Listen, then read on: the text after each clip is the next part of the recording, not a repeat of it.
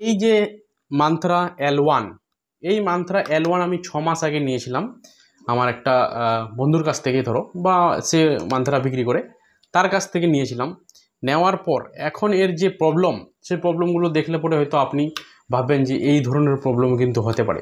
প্রথম প্রবলেম হচ্ছে যে আমি এনাকে ধরো অ্যাকাউন্ট ওপেন করার জন্য ব্যবহার করতে পারছি, মানে অ্যাকাউন্ট ওপেন করার সময় যে ফিঙ্গারগুলো লাগছে কাস্টমারের, সেই ফিঙ্গারগুলো এখানে নিচ্ছে, ঠিক আছে। ইন্ডাসইন্ড ব্যাংকে কাজ করছি, ইন্ডাসইন্ড ব্যাংকের এ কাজ করছে, অ্যাকাউন্ট ওপেনিং কাজ করছে বা আধার উইথড্রল কাজ করছে, ঠিক আছে। আদার্স কোনো এপিএস পোর্টালে আমি কাজ করছি, তখন এই মেশিন দেখাচ্ছে আমাকে কি ট্রানজ্যাকশান 3 সোম হোল্ড, ঠিক আছে, এই ধরনের এ মেসেজ দিচ্ছে। তারপরে কি আদার্স কোনো ব্যাংকের টাকা উইথড্রল করতে যাচ্ছি, হচ্ছে না।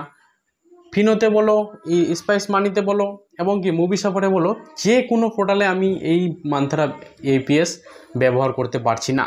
শুধু এটা আমার মানে ব্যবহার হচ্ছে অ্যাকাউন্ট ওপেনিংয়ে।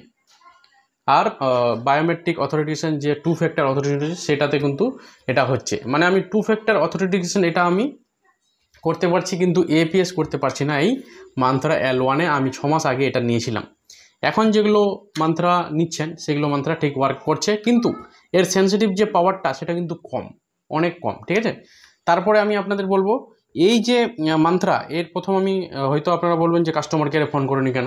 আমি কাস্টমার কেয়ারে ফোন করলাম, তারা অ্যানালিসিস নিল, অ্যানালিসিস নিয়ে তারা দেখলো ঠিকঠাকভাবে কাজ করছে, ওয়ার্ক করছে, মানে ফিঙ্গার নিচ্ছে, ফিঙ্গার ক্যাপচার দিচ্ছি, সাবমিট টাবমিট সব A to Z তারা সমস্ত কিছু চেক করে দিল, কিন্তু এপিএস আর করতে পারছে না।